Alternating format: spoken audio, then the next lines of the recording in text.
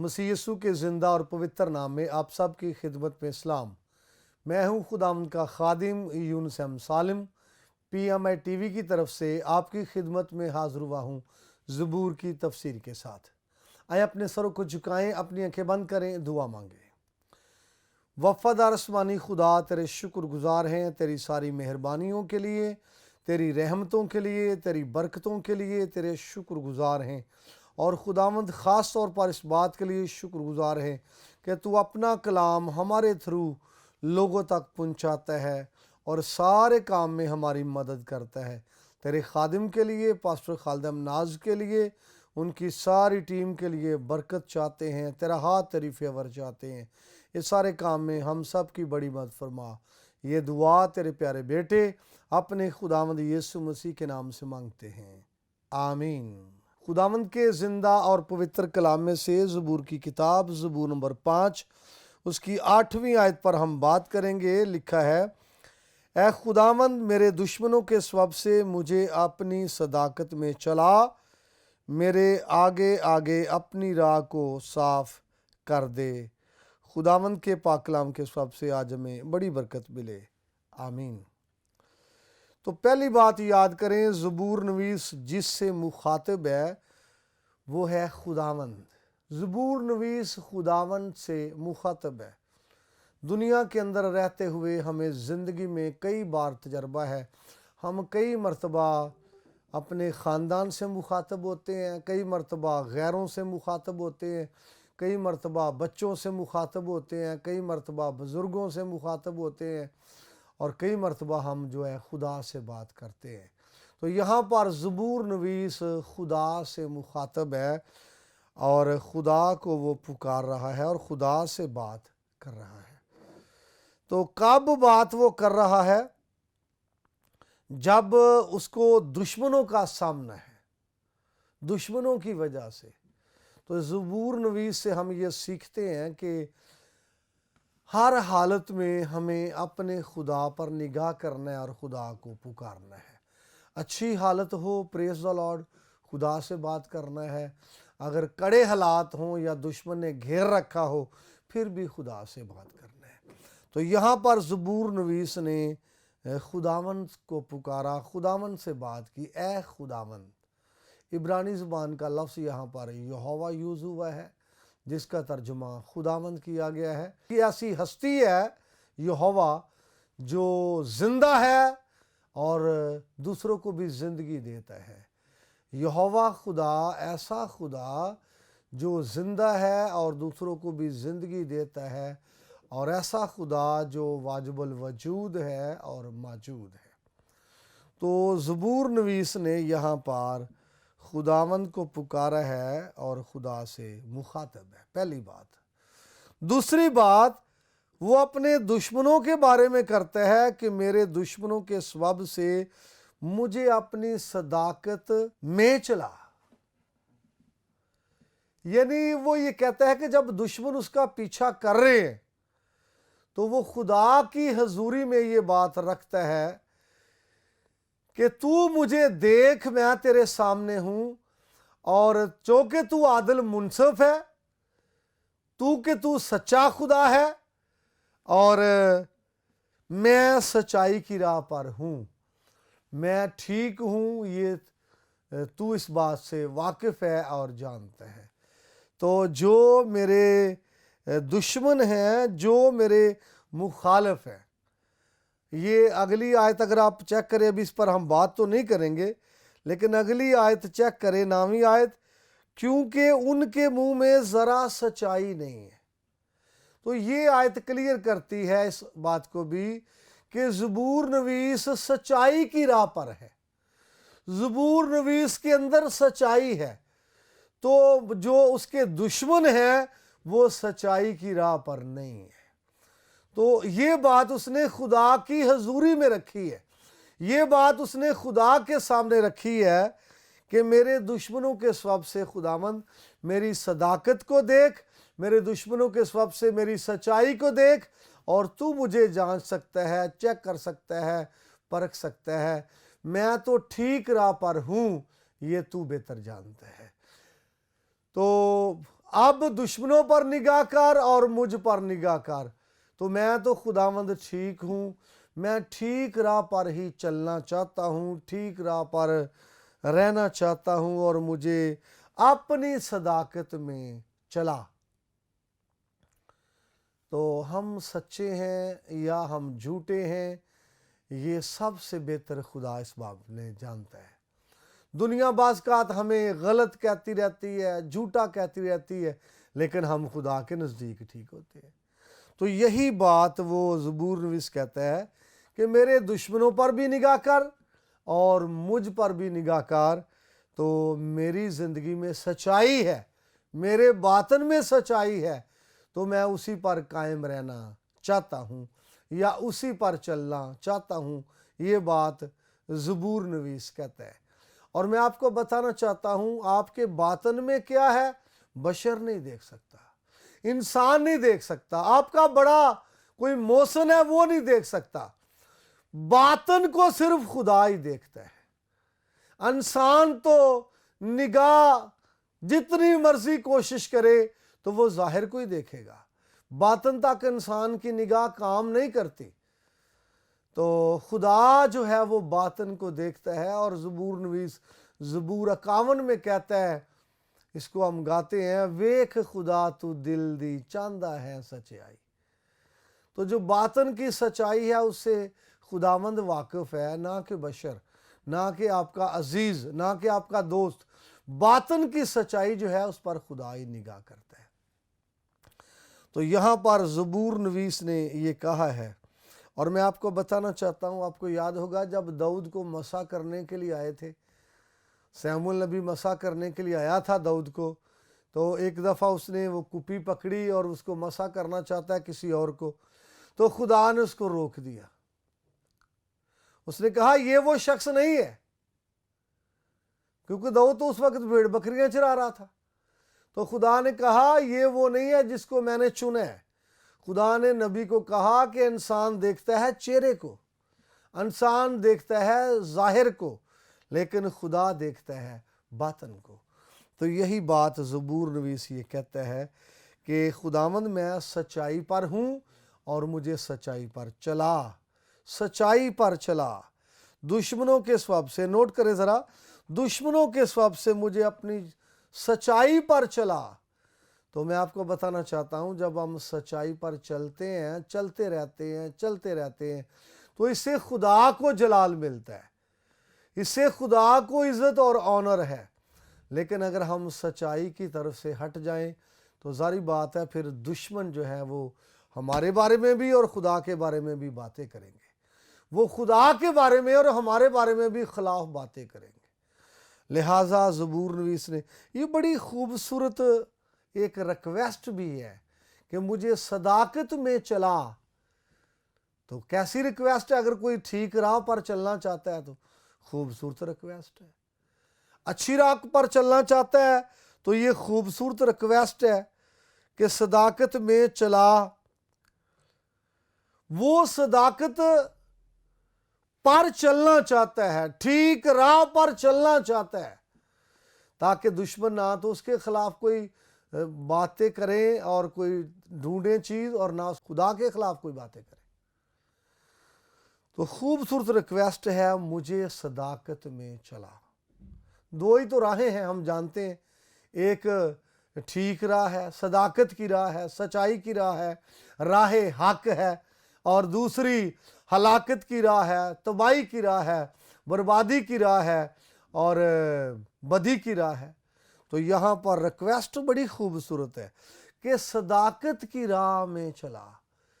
اور میں یہ بھی آپ کو بتانا چاہتا ہوں، یہاں خدا کے بندے کی خوبصورت خواہش ہے، خوبصورت ڈیزائر ہے کہ وہ ٹھیک راہ پر چلنا چاہتا ہے۔ جو حقیقی راہ، سچی راہ، وہ اس سے دائیں یا بائیں مڑنا نہیں چاہتا۔ صداقت میں چلا کہ میرا ہر قدم جو ہے وہ آگے بڑھے اور صداقت میں بڑھے، میرا ہر قدم جو آگے بڑھے اور میرا جو قدم ہے یہ جھوٹ کی پیروی نہ کرے۔ راہ کی بات کرتے ہیں، دیکھیں کلام میں لکھا ہے بہت سی راہیں ہیں۔ ہاں جی، انسان کی نگاہ میں बहुत सी राहें हैं जिनके आखिर पर क्या है? मौत, हलाकत, तबाही। लेकिन एक ही राह है जो सदाकत की राह है, एक ही राह है जो हकीकी राह है, एक ही राह है जिस पर चलकर हम खुदा तक पहुंचते हैं। और यहाँ पर ज़बूर नवीस की खूबसूरत डिज़ायर है, खूबसूरत रिक्वेस्ट है कि मुझे अपनी सदाकत में चला। वो गलत राह पर चलना नहीं चाहता, टेढ़ी राह पर चलना नहीं चाहता, ऐसी राह पर जो हलाकत की राह है चलना नहीं चाहता, ऐसी राह जिसके एंड पर मौत की राह है उस पर चलना नहीं चाहता, ऐसी राह जिसके एंड पर हलाकत है, मौत है, तबाही है, उस पर चलना नहीं चाहता, बल्कि वो हकीकी राह पर चलना चाहता है, दुरुस्त राह पर चलना चाहता है, सीधी राह पर चलना चाहता है। इसीलिए वो रिक्वेस्ट करता है, मुझे अपनी सदाकत में चला। एक और बात यहाँ से हमें मिलती है, वो ये है कि बेशक वो सदाकत की राह पर चलना चाहता है, लेकिन इस काम के लिए वो खुदा के फजल की बात कर रहा है।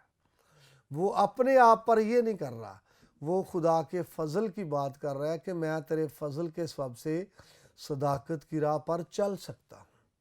मुझे अपना फजल दे, मुझे अपनी तौफीक दे, मुझे अपनी कुव्वत दे, और तेरी गाइडेंस में, तेरी रहनुमाई में और तेरी मदद में मैं सदाकत की राह पर चल सकता हूँ। जब खुदा किसी की रहनुमाई करे, जब खुदा किसी को गाइड करे, जब खुदा किसी पर हाथ बढ़ाए और फजल दे, तब वो सदाकत की राह पर चल सकता है। इसलिए तो वो खुदा से कहता है, मुझे चला। और ये अपने से ज्यादा खुदा पर तवक्कल करने की बात है, अपने से ज्यादा खुदा पर बिलीव करने की बात है कि मुझे सदाकत की राह पर चला। और मैं समझता हूँ ये बड़ी खूबसूरत दरख्वास्त है, अच्छी बात है कि वो सदाकत की राह पर चलना चाहता है और अपनी जो राह है उसकी वो बात कर रहा है। बाज़ औक़ात बाइबल के अंदर लोगों की राह टेढ़ी हुई, टेढ़ी चाल चले, तो वो खुदा को पसंद नहीं था टेढ़ी चाल। जैसे वो बलाम नबी की बात करें, जब उसको बल्क ने बुलाया है, बेशक उसने एक मर्तबा कह दिया कि खुदावंद कहेगा तो मैं जाऊंगा, नहीं जाऊंगा। जब दूसरी मर्तबा उसको बुलाया गया, उसको मजबूर किया गया, फिर तो वो चला है। भाई जब पहली मर्तबा खुदा ने मना कर दिया था तो दोबारा तो पूछने की ज़रूरत ही नहीं थी कि खुदावंद मैं जाऊं या ना जाऊं। तो मैं आपको बताना चाहता हूं, फिर उसने जब ये कहा कि चला, तो जब फरिश्ता उसका रास्ता रोक रहा है और गधी रुकी हुई है, तो उसकी जो चाल है बलाम की, वो टेढ़ी चाल है, वो ठीक चाल नहीं है। तो यहाँ पर ज़बूर नवीस की रिक्वेस्ट से हम ये अंदाज़ा करते हैं कि ऐसा शख्स है जो ठीक राह पर चलना चाहता है, ऐसा शख्स है जो हकीकी राह पर चलना चाहता है, ऐसा शख्स है जो सच्चाई की राह पर चलना चाहता है। इसीलिए उसने कहा कि मुझे सदाकत की राह में चला। और ये अच्छी बात है जो ठीक राह पर चलने की डिज़ायर करता है, ख्वाहिश करता है। और यहाँ खुदा के फजल की भी बात करता है, अपने आप को पेश नहीं करता। जी आगे इसी का दूसरा हिस्सा है, मेरे आगे आगे अपनी राह को साफ कर दे। जो पहले बात उसने की है, बात वही है, चला। यहाँ पर वो कहता है अपनी राह को साफ कर दे। अपनी राह, ये वो राह है जो खुदा की राह है, ये वो राह है जो आसमान की राह है, ये वो राह है जो खुदा की बादशाही को जाती है। तो राह तो साफ ही है, लेकिन मैं आपको बताना चाहता हूँ यहाँ पर उन दुश्वारियों का तज़किरा है जो उस राह के चलने में आएंगी। आपको याद है कि जब ठीक राह पर चलते हैं तो राह में दुश्वारियां तो हैं, مشکلات تو ہیں، مصیبتیں تو ہیں، پریشانیاں تو ہیں، اسی لیے تو لکھا ہے کہ یہ تنگ راہ ہے، تنگ راہ، تنگ دروازہ، اور اس سے داخل ہونے والے کیا ہے؟ تھوڑے ہیں۔ ایک کتاب لکھی خدا کے خادم نے، جان بینین نے کتاب لکھی، اس کا نام مسیح مسافر یا ننھا مسیحی مسافر، اور اس کتاب کے اندر جو کردار ہیں اس طرح سے اس نے ترتیب دیے ہیں، اور اس کا جو مقصد ہے پوری کتاب کا یا اس کے اندر جو کہانی ہے کرداروں کا، وہ یہ ہے کہ جب کوئی شخص مسیح کی پیروی کرتا ہے، سٹیپ لیتا ہے، تو مسیح کی صلیب تک پہنچنا راہ میں بڑی دشواریاں ہیں، راہ میں بڑے پرابلم ہیں، راہ میں بڑی پریشانیاں ہیں، راہ میں مصیبتیں ہیں، راہ میں مخالف بھی آئے گا، راہ میں دشمن بھی آئے گا اور آپ کو آگے بڑھنے سے روکے گا۔ تو اس ننھا مسیح مسافر کی جو کتاب ہے یا کہانی ہے، اس میں ساری مشکلوں کو اور ساری دشواریوں کو مینشن کیا گیا ہے۔ تو یہی تو صلیب ہے، راستے میں جانا ہے، دشواریاں آئیں گی، پریشانیاں آئیں گی، مشکلات آئیں گی، مصیبتیں آئیں گی، لیکن بڑھتے ہی جانا ہے۔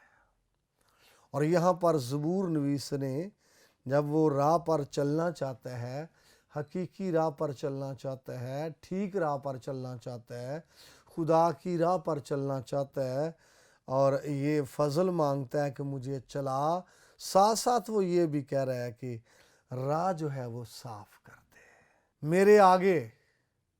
ہاں جی، میرے آگے، یعنی میرے سامنے بھی اس کا ترجمہ ہو سکتا ہے، اس کا ترجمہ میرے منہ کے سامنے بھی ہو سکتا ہے، لفنے میرے آگے، آگے یعنی میں چل رہا ہوں، میرے آگے آگے جو راہ ہے اس کو صاف کر دے۔ اس سے مراد یہ ہے کہ میری راہ میں جتنی مشکلات آئیں ان کو تو ہٹا دے، جتنی مصیبتیں آئیں ان کو تو ہٹا دے، جتنی رکاوٹیں آئیں ان کو تو ہٹا دے، جتنی پریشانیاں آئیں ان کو تو ہٹا دے، اور یہ دشمن کی طرف سے آئیں گی، ان کو ہٹا کے دشمن کو شرمندہ کر دے۔ اور میں آپ کو بتانا چاہتا ہوں، جب تک راہ میں رکاوٹیں ہیں تو دشمن تو دلیر ہے، دشمن تو دلیر ہے، راہ میں رکاوٹیں ہیں تو، اور چلنے والے کے لیے پریشانی ہے۔ میں آپ کو بتانا چاہتا ہوں، جب بنی اسرائیل ملک مصر سے نکلے، اور کلام کہتا ہے وہ گاتے ہوئے نکلے، اور وہ چل رہے ہیں، ملک موعودہ کی طرف بڑھ رہے ہیں، خدا کے جو وعدہ کی سرزمین ہے اس کی طرف بڑھ رہے ہیں، لیکن راستے میں دشواریاں، راستے میں رکاوٹیں آئیں۔ کبھی ان کے پاس پانی نہیں ہے پینے کے لیے، 2 دن گزر گئے، 3 دن گزر گئے، پینے کے لیے پانی نہیں ہے۔ تو وہاں اس دشواری کو کس نے دور کیا؟ خدا نے۔ کبھی پانی ملا لیکن ہے کڑوا، اس دشواری کو کس نے دور کیا؟ خدا نے۔ جب موسیٰ کو کہا کہ پیڑ کا، وہ سامنے دیکھ پیڑ، اور اس کو لے اور پانی میں ڈال، پانی میٹھا ہو جائے گا، اور میٹھا ہو گیا۔